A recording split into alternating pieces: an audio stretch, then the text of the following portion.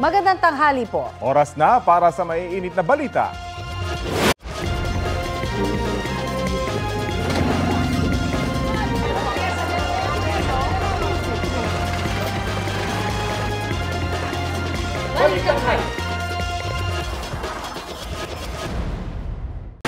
Mainit na balita, gumulong na ang investigasyon ng Senate Blue Ribbon Committee sa flood control projects. Layon daw nitong hukayin ang korupsyon umano sa mga proyekto mula sa mga kontratista at mga opisyal ng gobyerno. Ayon kay Committee Chairman Senator Rodante Marcoleta, nasasayang ang pondo dahil sa mga questionableng proyekto. Kapalit daw nito ang buhay ng mga tao at mga pinsala sa mga ari-arian. Sa 15 kontratista, 7 ang dumalo o nagpadala ng kinatawan. Ipapasubpina ng komite para sa susunod na hearing ang mga hindi sumipot. Ang iba pang detalye sa ongoing na pagdinig, ihahatid namin maya-maya lang. Nasa lisihan ng magnanakaw ang isang tindera sa Maynila. Nakatulog daw ang biktima dahil sa pagod nang natangay ang halos 7,000 pisong halaga ng mga paninda niya. Ang nahulikam na insidente sa balitang hatid ni Jomer Apresto. Tila balisa ang babaeng yan na nakunan ng CCTV sa Dagupan Creekside sa Barangay 49 sa Tondo, Maynila, linggo ng umaga. Makikita pa na ilang beses siyang nagpabalik-balik at tumatakbo. Natangayan pala siya ng halos 7,000 pesos na halaga ng mga paninda.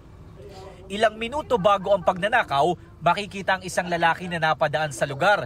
Tila kumuha siya ng tiyempo at dahan-dahang kinuha ang malaking bag ng biktima na naglalaman ng mga sari-saring paninda tulad ng mga pantali sa buhok at mga plastik. Ayon sa 32 anyos na biktima, dahil sa pagod, nakaidlip siya sa tabi ng kanyang rolling cart. Magdamag daw kasi siyang nagbantay sa palengke at maglalako naman sana siya pagsapit ng hapon. Kasi po, 200 lang po yung binenta ko sa palengke. Kulang na kulang po. Nakatulog po ako. Sa pahinga po ako, natulog po ako ng saglit para may lakas po ako para maglako po. Ang problema, inutang niya lang daw sa kanyang kapitbahay ang puhunan. Ang kikitain, pambili sana ng pagkain para sa kanyang 7 anak. Nananawagan siya ngayon ng tulong sa Manila LGU. Hindi niya alam kung gaano kahalaga nung paninda ko nakuha niya. Pambaon ng anak ko sa pangkain namin sa araw-araw. Sabi naman ng barangay, bagamat hindi nila residente ang biktima, handa silang magbigay ng tulong sa kanya. Nakikipag-ugnayan din daw sila sa iba't ibang barangay na posibleng nakakakilala sa salarin. Nag-usap kami ng council, ambag-ambag kami para mapunuan yung mga nawala sa kanya. Makikipag-ugnayan po tayo sa mga kapulisan yung kailangan mayroong additional police visibility at barangay official, barangay tanod visibility. Nananawagan din ang barangay sa kanilang nasasakupan na agad makipag-ugnayan sa kanila kung may nakakakilala sa lalaki. Jomer Apresto nagbabalita para sa GMA Integrated News. Online pagnanakaw naman, naubos ang laman ng mga bank account ng isang senior citizen matapos ma-scam ng isang nagpakilalang empleyado ng SSS. Ang modus alamin sa balitang hatid ni Ian Cruz para wag maging biktima. Perang pinaghirapan at inipon ng matagal, naglahong parang bula.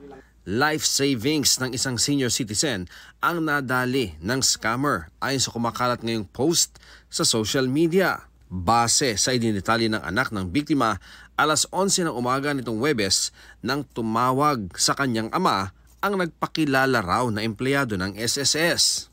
Sinabi raw ng babae na may update ang SSS app at hindi na kailangan pumila sa branch para makakuha ng PRN o Payment Reference Number na nagkataong kailangan noon ng kanyang ama. Ipinadala raw sa email ng kanyang ama ang link para ma-download ang app na kailangang i-install. Bandang tanghali, hindi raw ma-contact nang nag-post ang kanyang ama kaya pinuntahan niya ito. Hindi pa raw natapos ma-install ang app kahit noong pasado 1:00 na ng hapon. Dito na raw siya nagduda na baka raw scam ito. Sinubukan daw niyang i-turn off o reset ang cellphone ng ama pero ayaw. Hindi raw makapag-screenshot at hindi gumagana ang mga pinipindot nila. Natigil lang daw ang app installation nang alisin niya ang SIM. At nang i-check ang mga bank account, nalimas na pala ang pera ng ama kahit wala naman daw silang ibinigay na personal na detalye o kahit OTP o yung one-time password. Inalis nila sa phone ng app installer, inireport sa mga bangko ang mga transaksyon, pinablock ang mga card at nagpalit ng passwords at PIN. Ang Social Security System nagpaalala na hindi tumatawag o nagpapadala ng mensahe ang SSS para mag-alok ng espesyal na pribilehyo kapalit ng pag-update ng MySSS o SSS mobile app. Sa tingin ng isang cybersecurity professional, posibleng remote access Trojan ang malware o malicious software na ipinadownload ng tumawag.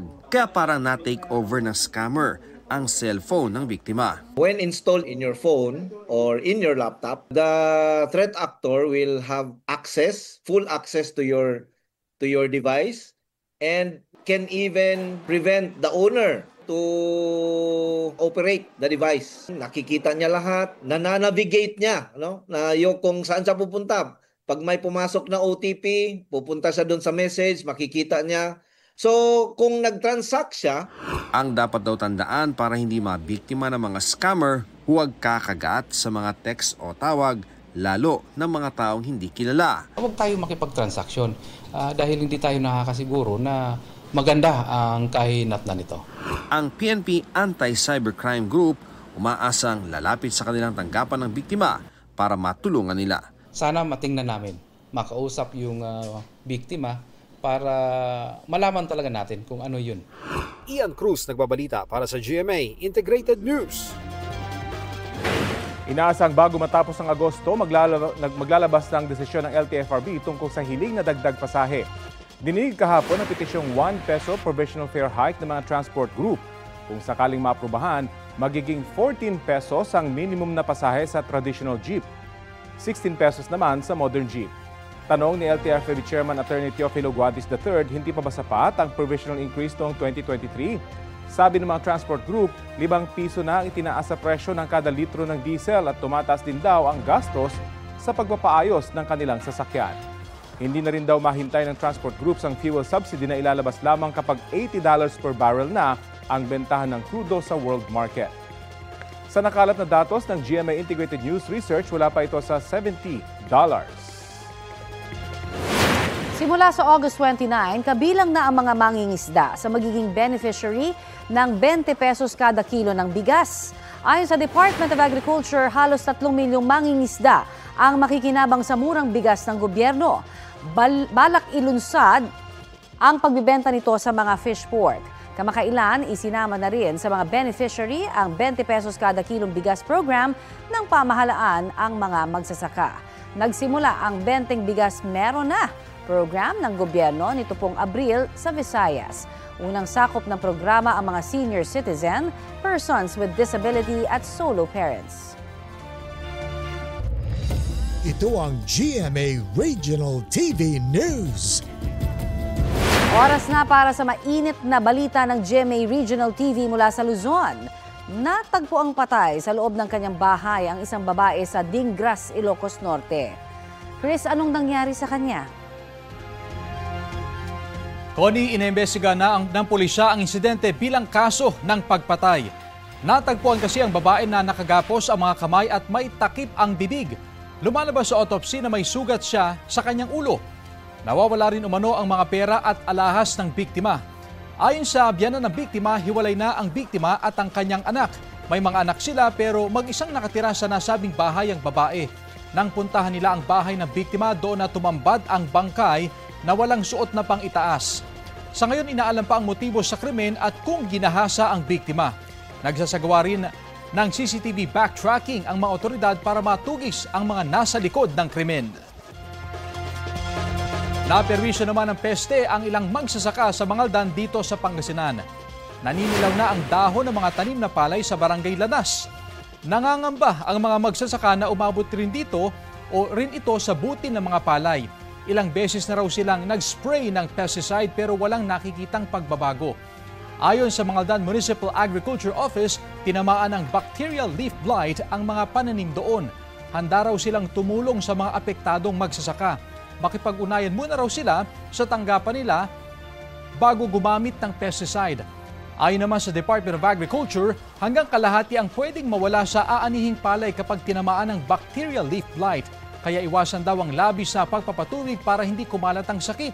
Bunutin kaagad ang mga apektadong tanim pero huwag itong ibabaon sa lupa para hindi na makahawa. Iwasan din ang labis na pagdalagay ng pataba, lalo na ng nitrogen. Patuyuin daw muna ang lupa ng 30 araw para mamatay ang BLB bago taniman ulit.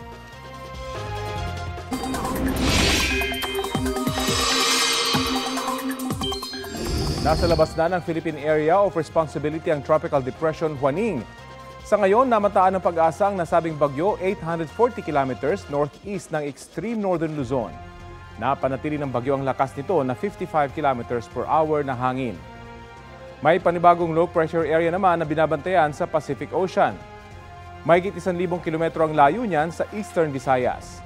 May medium chance daw ito na maging bagyo at posibleng pumasok sa PAR bukas. Sa ngayon, bahagya ng nahahatak ng nasabing LPA ang hanging habagat. Pero easterlies pa rin ang umiiral sa ilang bahagi ng Southern Luzon, Visayas at Mindanao ayon sa pag-asa. Higit na makakaasa sa maayos na panahon ng Metro Manila at iba pang panig ng Luzon, pero maging alerto muli sa mga local thunderstorm. Katunayan, nakataas ngayon ang thunderstorm watch dito po sa NCR, Bulacan, Rizal, Laguna at Cavite.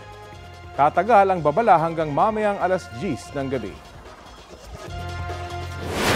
Huli sa Quezon City ang isang lalaking wanted dahil sa kaso ng iligal na droga. Bistado naman na nakaw ang motorsiklong gamit ng isang sinitang rider dahil wala siyang suot na helmet. Balitang hatid ni James Agustin. Nakasakay sa motorsiklo ang isang lalaki ng sitahin ng mga operatiba na nagsasagawa ng anti-criminality operation sa Barangay Gulod, Novaliches, Quezon City. Kalauna na diskubre na ang daladala niya motorsiklo, hindi kanya. Napansin po ng ating mga kapulisan na yung motor ng kanyang gamit ay wala pong rehistro, ganun din ay wala po siyang helmet.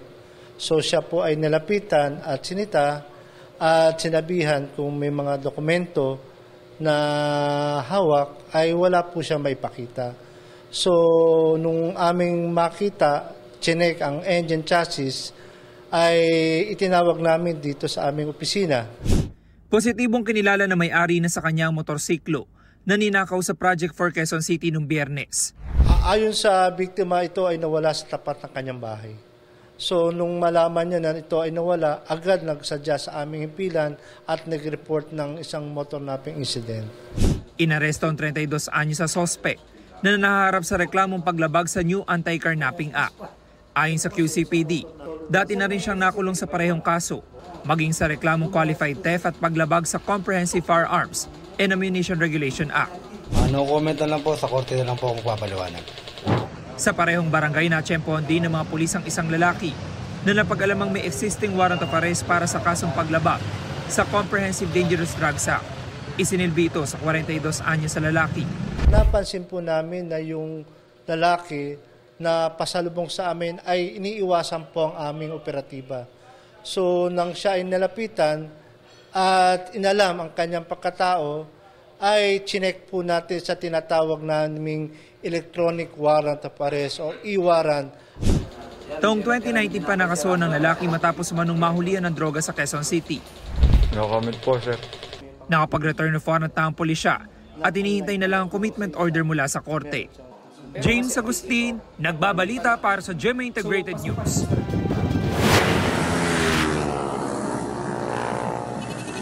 Umaharurot ang mga motorsiklong yan sa isang bypass road sa San Rafael, Bulacan. Mapapansin na walang helmet ang karamihan sa kanila. May angkas pa ang iba. Dinampot ng PNP Highway Patrol Group ang 24 na sumali sa iligal na karera. 12 sa kanila mga minor de edad. May isa pang nabalian ng buto ng tangkain niyang tumakas. Sabi ng PNP HPG, marami din sa mga motorsiklo ay hindi nakarehistro. Na-turn over na sa DSWD ang mga nahuling minor de edad habang maharap naman sa reklamong paglabag sa Motorcycle Helmet Act at Motorcycle Crime Prevention Act ang ibang naaresto. Wala silang pahayag.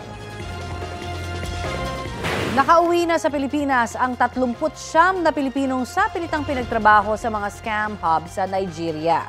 Ayon sa Interagency Council Against Trafficking, nirecruit ang mga Pinoy noong 2024 sa pamamagitan ng isang messaging app. Pinangakuan daw sila ng malaking sahod at magagandang benepisyo. Pagdating sa Nigeria, tsaka sila pinagtrabaho sa mga love at crypto scam. Nang gusto raw umalis ng mga Pinoy, tinatakot at pinagbabayad daw sila sa ginasto sa recruitment. Sabi ng Department of Migrant Workers, nasagip ang mga Pinoy na magkasa ang malawakang operasyon kontra scam hubs ng Nigerian government. Binigyan naman ng tulong pinansyal at pamasahe pa uwi sa kanilang mga probinsya ang mga nasagip na Pinoy. Sumailalim din sila sa medical check-up at psychosocial services. May ilan pang dike sa Oriental Mindoro ang napuna ni Governor Bons Dolor dahil anyay substandard daw ang pagkakagawa. Sa kabuuan, 9 na ang dike sa probinsya ang mga bahaging gumuho nitong Hulyo. 6 dito, SunWest Incorporated ang contractor. May isa ring gawa ng St. Timothy Construction Corporation. Base sa datos ng Department of Public Works and Highways. Napansin ng gobernador na substandard ang pagkakagawa at ilang materyales na ginamit sa dike gaya ng bakal. Git ni Governor Dolor, dapat hindi nabigyan ng proyekto ang mga palpak na kontratista. Sinusubukan pa namin kunan ng pahayag ang mga nasabing contractor. Paliwanag ni DPWH Regional Director Gerald Pacanan, hindi niya nababantayan ang lahat ng proyekto sa dami ng mga ito. Pinaiimbestigahan na raw ito ng ngayon at tinanggal na sa pwesto ang project engineer at iba pang tagabantay ng mga proyekto. Isinasapinal na ng Senado ang random drug testing policy nito matapos mapaulat na may isang empleyado ang gumamit umano ng marijuana. Itinanggi ni Nadia Montenegro na siya ang tinutukoy na empleyado. Nagbitiw na rin siya bilang tauhan ni Senador Robin Padilla. Balitang hatid ni Mav Gonzalez. Nag-resign na si Nadia Montenegro bilang political officer ni Senador Robin Padilla, isang araw bago ang deadline para magpaliwanag siya sa investigasyon ng Office of the Senate Sergeant-at-Arms o OSAA sa kung gumamit ba siya ng marijuana sa Senado. Pero pumalag siya sa anyay malisyosong pagkalat online ng incident report ng OSAA, kaya anya siya hinatulan ng publiko kahit walang due process. Pinangalanan kasi siya sa OSAA incident report. Bago nito, kumalat muna sa isang online article ang paggamit umano ng isang Senate staff ng marijuana sa banyo ng Senado, pero walang pinangalanan. Naghain ng paliwanag si Montenegro at itinangging siya ang pinatutungkulan sa article. Walaan niyang insidente na may tauhan ng OSAA na pumunta sa opisina nila na nagtanong sa kanya ukol sa amoy ng marijuana galing sa banyo. Wala rin aniyang incident report ukol dito na isinumite ang OSAA personnel. Napakasakit aniya na dinungisan at sinira ang kanyang reputasyon ng isang istoryang ayon sa kanya ay hindi naman totoo. Bagaman nag-resign, hindi anya ito pag-amin ng kasalanan. Pagpapakita lang anya ito ng respeto sa Senado at sa opisina ni Senador Padilla para hindi na lumaki pa ang issue at makapag-focus ang Senado sa mahalagang trabaho nito. Tinanggap na ni Padilla ang kanyang pagbibitiw. Hiniling na ni Senate Minority Leader Tito Soto kay Senate President Cheese Escudero ang random drug testing sa mga opisyal at empleyado ng Senado. Sabi ni Escudero, may ganitong intensyon na at may kasunduan sa East Avenue Medical Center ukol dito. Dagdag niya, ginawa na rin ito noong 2018 hanggang 2020 pero may naghain ng administrative at iba pang kaso dahil panghihimasok umano sa karapatan ng ilang empleyado. Ngayon, isinasapinal na ang bagong polisiya sa mandatory random drug testing. May mga voluntaryo na rin nagpa-drug test o magpapa-drug test. Pag wala naman kayo tinatago, bakit matatakot? Ini-encourage ko po ang lahat ng mga senador at kanilang mga opisina na magpa-drug test na. Para sa ganun ay talagang mawawala ng duda na mga nagdudurog dito sa ating Senado. No ifs, no buts. Kahit na sino pa yung pag nag-positive, tanggal. Panukala naman ni Senador Padilla, obligahin lahat ng inihalal at inappoint sa gobyerno na magpa-drug test. Sa ilalim ng panukala, sasailalim sa hair follicle at urine drug testing lahat ng opisyal ng gobyerno, mapalokal o nasyonal, kabilang ang mga GOCC. Kung magpositibo sila, pwede silang matanggal sa pwesto o di kaya naman ay masuspinde alinsunod sa umiiral na batas. Mav Gonzalez, nagbabalita para sa GMA Integrated News.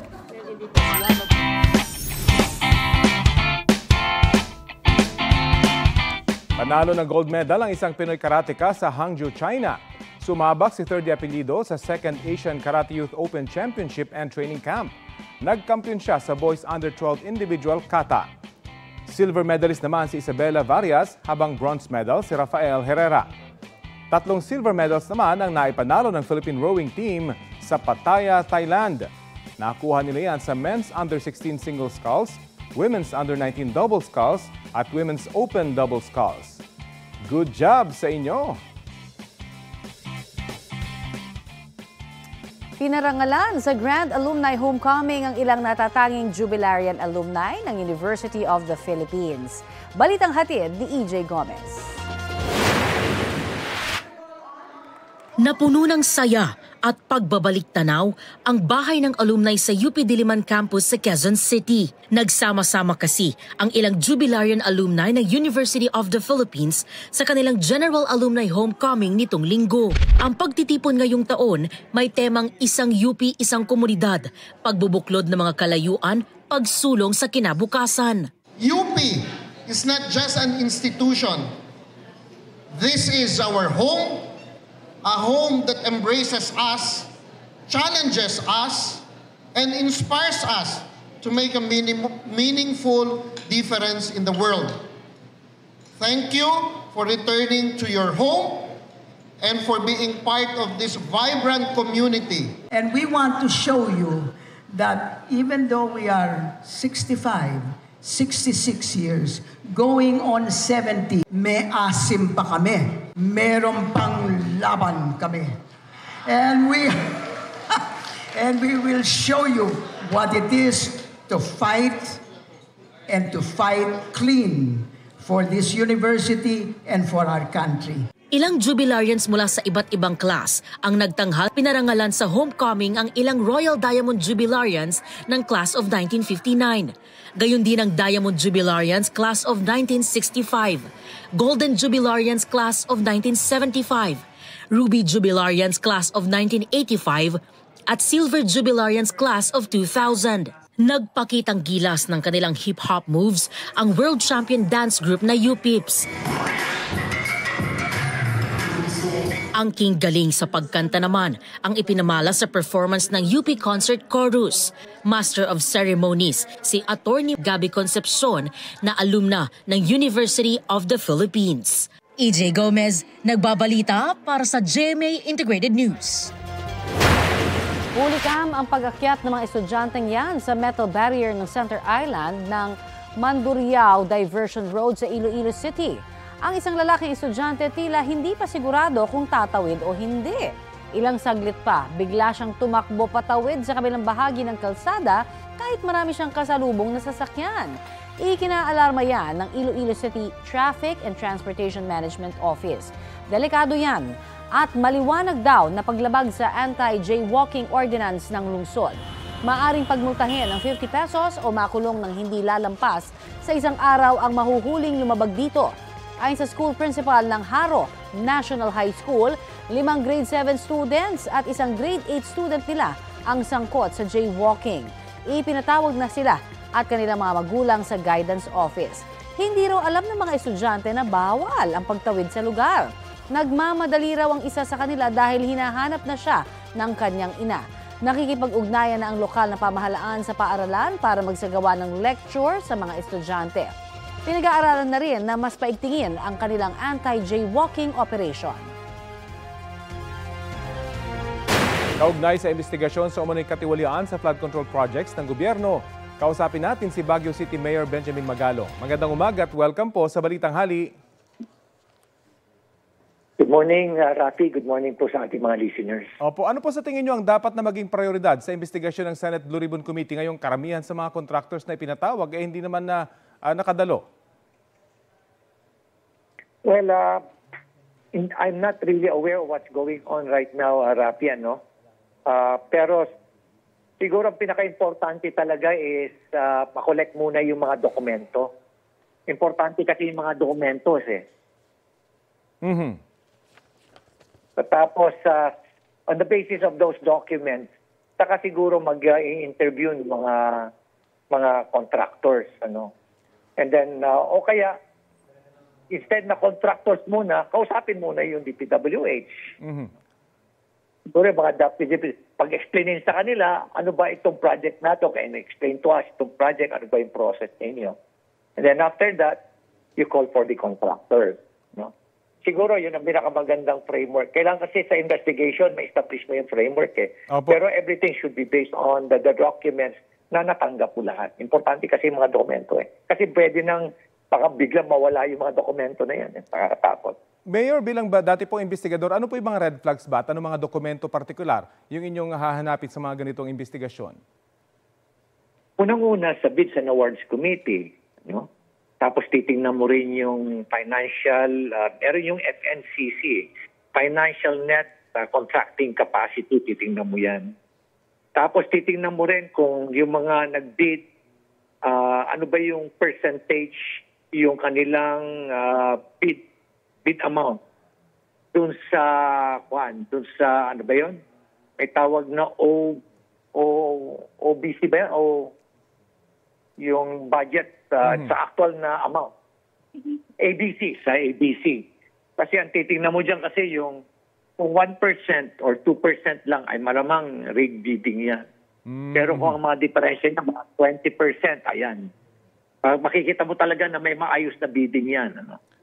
Another is yung, syempre, alamin mo rin yung paano binackground yung background ng mga bidders. Are these bidders, tignan mo yung background nila, were these formerly owned by politicians or company associated with politicians? Madali mo naman i-verify lang yan kasi common knowledge naman yan sa lugar eh. So those are sa bidding pa lang yan. Opo. Sa bidding pa lang yan. And then after that, tingnan mo yung technical study at tingnan mo yung program of work. Kailangan pag-aralan mo yung ano ba yung study doon sa technical study o yung feasibility study and doon sa program of work din. Opo. Marami kang hahanapin na may makikita ka kagad na mga na mga flag potential mga red flags. Oho. Pakipaliwanag nga po itong mungkahin nyo na retired magistrates at mga PNP officials dapat yung manguna sa independent inquiry at hindi po yung legislative branch ng gobyerno. Well, kasi unang-una, ang mga nai-involve kasi allegedly are members of Congress. No? Kaya ano naman ang moral ascendancy nila na mag-imbestiga. So this time, kaya nga, just like what I recommended before do sa Mama Sapano incident, and sabi ko nga, bakit hindi isang retired justice na who is capable of managing? Kasi ang trabaho naman niya is magmamanage din.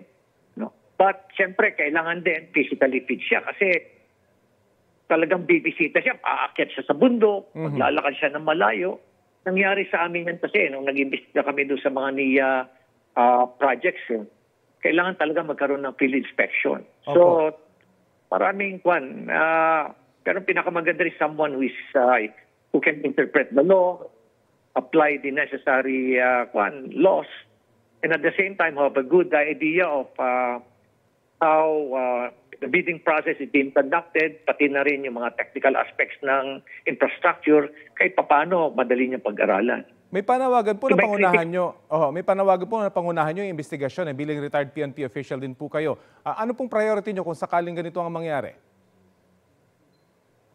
Well, unang-una, Rafi, gusto ko lang i-clarify na wala namang panawagan siguro. I just volunteered. Pero ang totoo, kaya ako nag-volunteer is to send a strong message na dapat a third-party independent body ang mag-imbestiga at hindi yung mismong akusado o kaya yung mga involved ang mag-iimbestiga. It just doesn't make sense to me. No? Well, anyway, kung sakasakali man na ang isang priority kasi talaga is to secure all the documents kasi baka mawala yung mga yan Opo. So hindi niyo naman po minamasama na ang Malacanang ay nagsabing ibigay niyo na lamang yung mga ebidensyang kung meron man kayong hawak, ibigay niyo na lamang at sila naman yung magsasagawa ng investigasyon. Well, kung yun naman ang decision nila, I would respect it, Rafi. Kasi sila naman ang makapag-decide, hindi naman ako Hindi naman ko naman ini-insist yung sarili ko. Opo. Sabi ko nga I just would like to give emphasis that it should be a third-party independent body ang mag-imbestiga and to be led by a very credible individual. Sa inyo pong kaalaman, gaano na po ba katalamak ang korupsyon sa flood control projects? Matagal na yan at matindi. Alam mo, dati-rati millions yan eh. Ngayon, billions na eh. Kumbaga, livelihood program na yan eh. Cottage industry yan ngayon. Among corrupt politicians at dyan sa DPWH. At alam mo, kung bubusisihin nila lahat yan, makikita mo na isang red flag dyan is, isipin mo, iba-ibang mga sitwasyon, pero ang design concept, halos pare-pareho lang lahat kasi ginawang cut and paste. Yung pala, mapapag-aralan mo kagad kaya. Yes, pati yung presyo, pare-pareho. Bakit ganun? Iba-iba naman ng situation, iba-iba naman ng terrain, di ba? Iba-iba naman yung environment. Pero makikita mo talaga na ganun na sila kakumpiyansa na akala nila pwede na nilang gawin lahat na wala nang mag-iimbestiga sa kanila, walang yung mga audit, akala nila malalampasan nila lahat yan because they have all the money. They're just so comfortable with it na akala mo wala na silang accountability. Okay. Ganun na, ganyan na nag-evolve yan eh. Ganyan na nag-evolve. So, grabe talaga. Okay. Aabangan po natin kung ano magiging resulta na itong Senate Blue Ribbon Committee investigation at ang mga investigasyon pang isinasagawa patungkol dito sa issue ito. Maraming salamat po sa oras na ibinahagi niyo po sa amin. Maraming salamat, Rafi. Thank you. Thank you po. Si Baguio City Mayor Benjamin Magalong. Ito ang GMA Regional TV News. Balita sa Visayas, San Mindanao, hatid ng GMA Regional TV. Nilooban ang isang daycare center sa Cagayan de Oro City. Sara, paano nakapasok yung mga kawatan? Rafi, binutas daw ng kawatan ang kahoy na pintuan sa likurang bahagi ng daycare pati ang screen door nito. Nang dumating sa daycare sa Barangay Ipunan ang ilang nagtatrabaho roon, bumungad sa kanila ang mga nagkalat na libro at sira-sirang gamit. Nakalabas na rin ang hilaw na manok mula sa refrigerator na food supply sana ng mga bata. May naiwan pa mga buto ng manok na doon pa raw iprinito ng kawatan. Tingin ng mga nagtatrabaho sa daycare, madaling araw pumasok doon ang kawatan. Isinumbong na ang insidente sa pulisya para matukoy kung sino ang salarin. Mahigit 70 bahay ang napinsala ng sunog na kumalat sa 2 barangay dito sa Davao City. Sa ulat ng Super Radyo Davao, unang sumiklab ang apoy sa barangay Agdao proper. 70 bahay roon ang natupok na karamihan ay gawa sa light materials. Kumalat pa ang apoy sa katabing barangay ng Leon Garcia kung saan mahigit 20 bahay naman ang nasunog. Tinatayang nasa 1.2 milyong piso ang halaga ng pinsala ng sunog. Lumikas sa evacuation centers ang mahigit 100 pamilyang apektado. Wala namang naiulat na nasaktan. Inaalam pa ang sanhi ng apoy.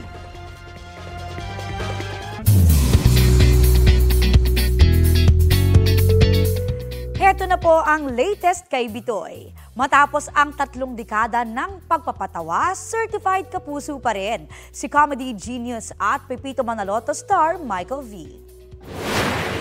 Muling pumirma ng kontrata si Bitoy sa GMA Network. Present sa contract signing sina GMA President and CEO Gilberto Arduavit Jr., EVP and CFO Felipe S. Yalong, OIC for Entertainment Group Cheryl Chingsi, at ang misis at manager ni Bitoy na si Carol Bonagan. Nagpadala ng video message si GMA Chairman Attorney Felipe L. Gozon. All out din ang support ng Bubble Gang cast members sa contract signing ni Bitoy.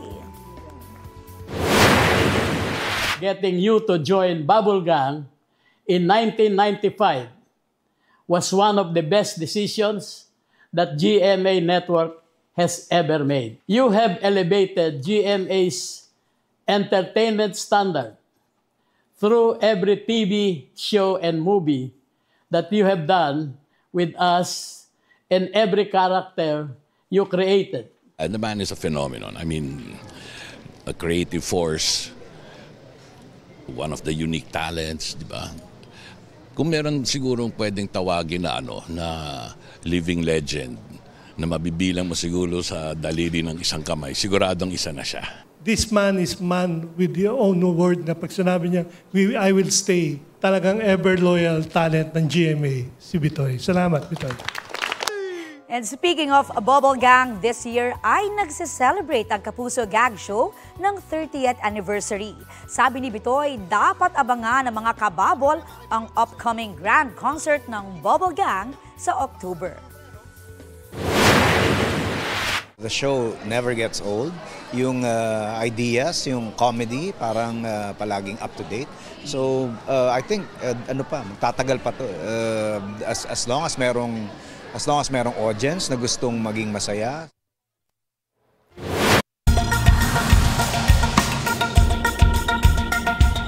Muling nagpulong sina US President Donald Trump at Ukrainian President Volodymyr Zelensky sa White House sa Amerika. Tinalakay sa pulong ang mga hakbang para matapos na ang Russia-Ukraine war. Naroon din ang ilang European leaders para suportahan si Zelensky. Bago matapos ang pulong, sinabi ni Trump na tinawagan niya si Russian President Vladimir Putin para magpulong silang tatlo ni Zelensky. Pag-uusapan pa raw kung kailan at saan ang pulong. Sa labas ng White House, sinabi ni Zelensky na isasapinal ang lahat ng napag-usapan nilang mga hakbang sa loob ng 10 araw. Kasama raw sa pag-uusapan ang hatian ng teritoryo ng Ukraine at Russia na isa sa mga ugat ng gyera. Noong Pebrero, nagpulong na rin sina Trump at Zelensky pero nauwi ito sa sagutan ng dalawang lider.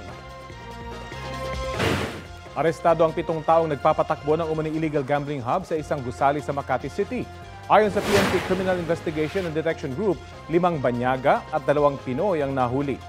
Sabi ni PNP Chief Nicolas Torre III, dinadaya umano ng mga suspect ang laro para siguradong talo ang mga tumataya. Hindi rin daw lisensyado sa PAGCOR ang nabistong online gaming hub. Nakumpiska ang mahigit 80 computer, mga pre-registered SIM card at iba pang gamit. Mahaharap ang 7 suspect sa mga reklamong illegal gambling at paglabag sa anti-cybercrime law. Sinusubukan pang kunin ang kanilang pahayag. May 41 ring nahasagip sa gaming hub. Paliwanag nila sa pulisya, nirecruit sila bilang Information Technology at Customer Relations Officer pero pinagtrabaho raw sila sa online sugalan. Hulikam ang pananakit ng isang lalaki sa Caloocan sa batang anak ng kanyang girlfriend. Paliwanag ng lalaki, nasukahan daw kasi siya ng bata. Balitang hatid ni Jonathan Andal.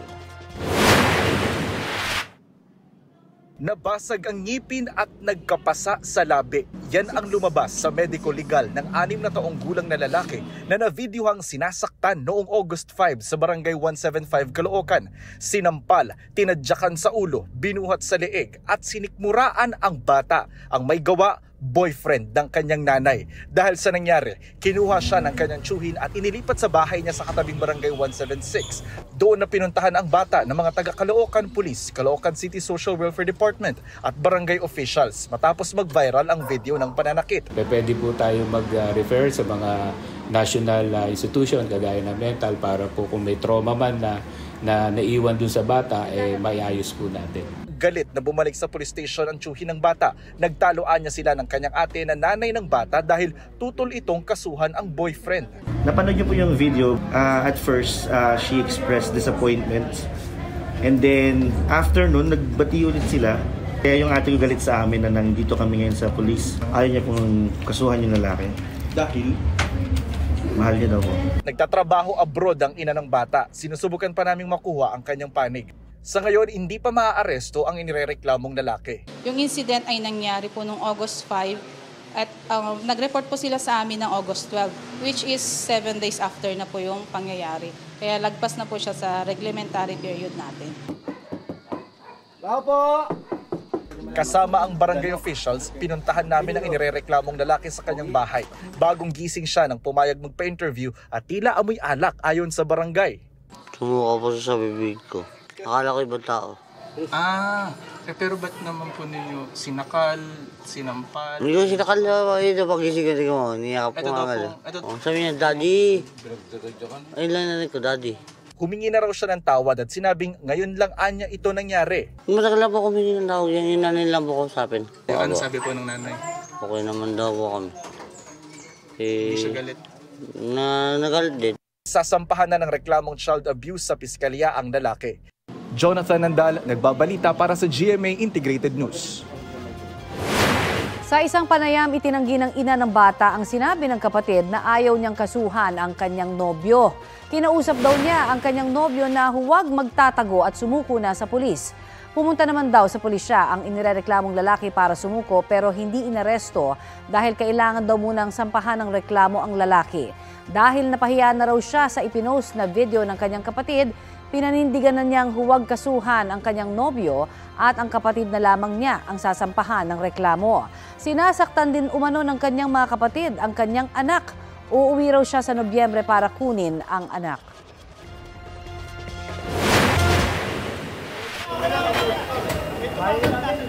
Sumiklab ang sunog na yan sa ika-4 na palapag ng isang residential building sa Barangay 91 sa Tondo, Maynila kaninang madaling araw. Sugatan na mag-iinan na residente ng Gusali matapos tumalon mula sa ika-5 palapag. Dinala na ang 3 sa ospital. Inaalam pa ang sanhi ng apoy at kabuuang pinsala. Apektado ang nasa 16 na pamilya. Ang ilan sa kanila mananatili muna sa multipurpose hall ng barangay.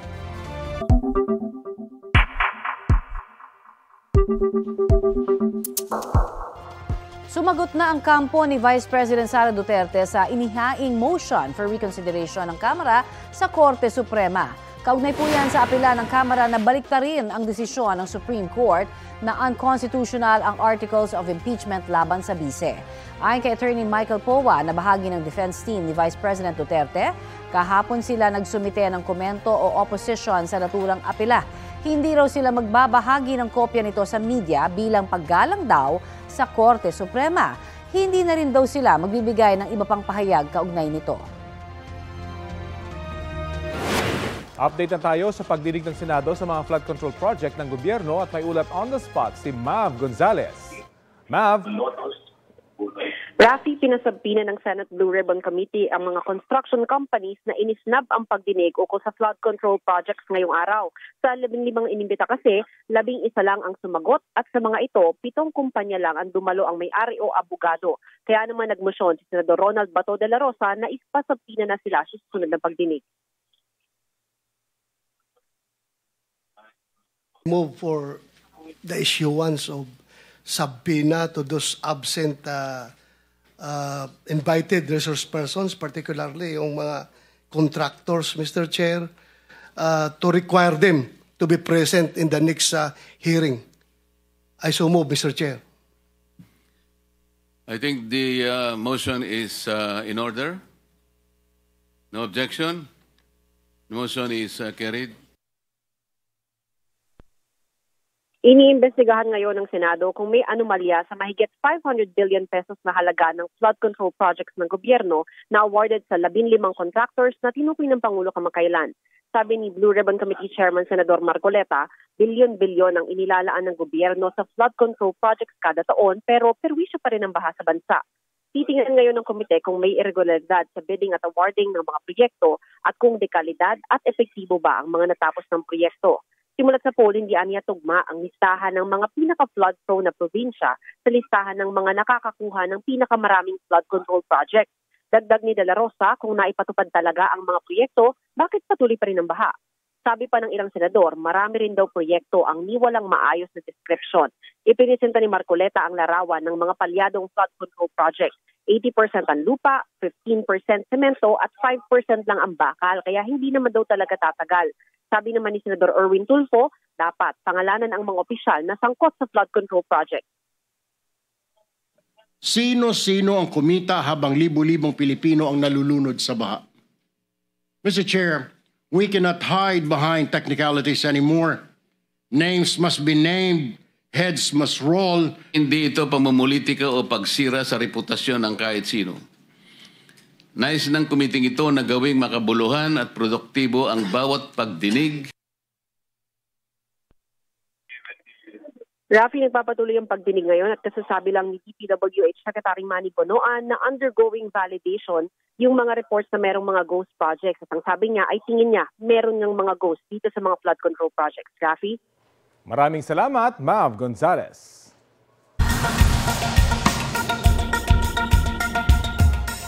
Nagkasundo sa 60 araw na tigil bakbakan ng Israel at grupong Hamas. Ayon yan sa isang opisyal mula sa Egypt na kinumpirma naman ng isang senior Hamas official. Sa ilalim ng kasunduan, pakakawalan ng Hamas ang kalahati sa tinatayang 50 hostage nila sa Gaza kapalit ng ilang nakakulong na Palestino sa Israel. Nangyari ang kasunduan ilang araw matapos magsabi ng Israel na plano nilang kontrolin ang buong Gaza City na nila'y huling kuta ng Hamas. Halos 2 taon na ang gyera sa pagitan ng Israel at Hamas.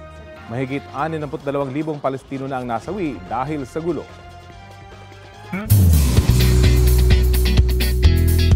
Isinare ni ex-PBB housemate at Sparkle star Shuvi Etrata sa Inyong Mare kung sino ang gusto niyang maging leading man.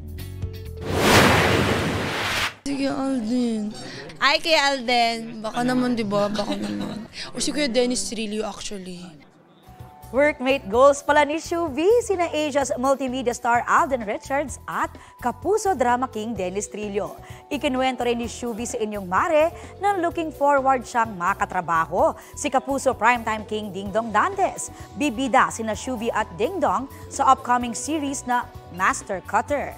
Thankful din daw si Shuvi sa mga humanga sa kanyang fight scenes sa Encantadia Chronicles Sangre.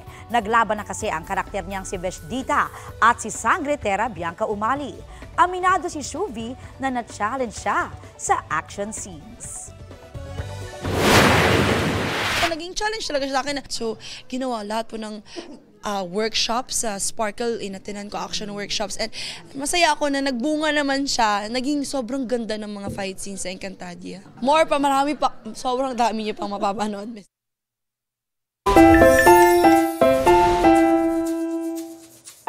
Bida po natin ngayong araw ang isang aso sa Quezon City. Good vibes ang hatid ng kanyang todo bigay na pagpapakitang gilas. Patingin nga kami niyan. Jump, jump, jump!